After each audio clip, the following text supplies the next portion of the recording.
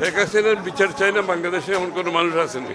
শেখ হাসিনার বিচার চায় না বাংলাদেশে কেউ আছে আমার তো জানা নেই। এবং বিচারিক প্রক্রিয়া তো সেটা তো আইনি প্রক্রিয়া, সেটা তো চলতেই থাকবে, তাই না? তো শেখ হাসিনার বিচার সরকার আসুক, আরো সরকার পরিবর্তনের সাথে বিচারিক প্রক্রিয়ার তো কোনো সম্পর্ক নেই।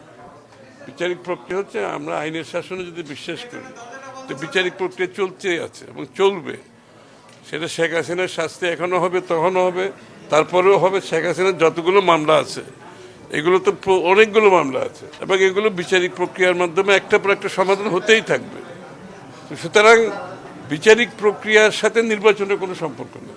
আমরা যদি বিচার বিভাগের স্বাধীনতায় বিশ্বাস করি, যেটা আমরা মনে করি একটা বাংলাদেশে এখন একটা বিচার বিভাগ সঠিকভাবে কাজ করছে এবং বিচার বিভাগ অনেকটা আমরা মনে করি কি বলে ইন্ডিপেন্ডেন্ট, এবং বিচার বিভাগের যে পরিবর্তন আসছে তার মাধ্যমে বিচার বিভাগ আরও ভালোভাবে কাজ করবে।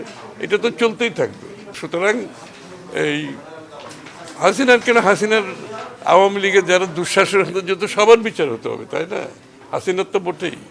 সুতরাং বিচারের সাথে নির্বাচনের কোনো সম্পর্ক আমরা তো দেখতে পাচ্ছি না এখানে। এটা তো বিচারিক প্রক্রিয়া চলতেই থাকবে, এটা তো কোনো জায়গায় থেমে যাবে না। শেখ হাসিনার বিচারের পরে তো বিচারিক প্রক্রিয়া থেমে যাবে তা তো না, তারপরেও তো বিচার আছে, আরো লোকের বিচার আছে, হাসিনার তো বিচার আছেই। মানে আজকে এটার জন্য হবে না নির্বাচন, কালকে আরেকটার জন্য হবে না, পরশু আরেকটার জন্য, কত কথাই তো শুনতেছি। এই সমস্ত কথাবার্তা বলে নির্বাচন ব্যবস্থা, গণতান্ত্রিক ব্যবস্থাকে পিছিয়ে নেওয়ার কোনো সুযোগ নাই, কোনো সুযোগ নাই। এটা একদম পরিষ্কার কথা। এই সমস্ত আজকে একটা, কালকে একটা, পরশু একটা আমরা বক্তব্য রাখবো, এর মাধ্যমে কোনো বিচারিক এখন আবার আমরা নতুন কথা শুনতে পাচ্ছি।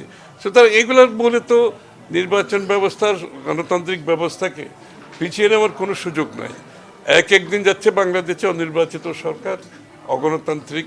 আমরা যে গণতন্ত্রের জন্য আমরা যুদ্ধ করেছি, জীবন দিয়েছি, ত্যাগ করেছি, একটি জনগণের কাছে তার ক্ষমতা মালিকানা ফিরিয়ে দেওয়ার জন্য, তার নির্বাচিত সরকারের জন্য, এবং যারা জনগণের কাছে দায়বদ্ধ থাকবে, জবাবদিহি থাকবে, শেখ হাসিনার বিচারের জন্য দায়ী থাকবে। যারা নির্বাচিত হবে তারা শেখ হাসিনার বিচারের জন্য তো দায়ী থাকবে।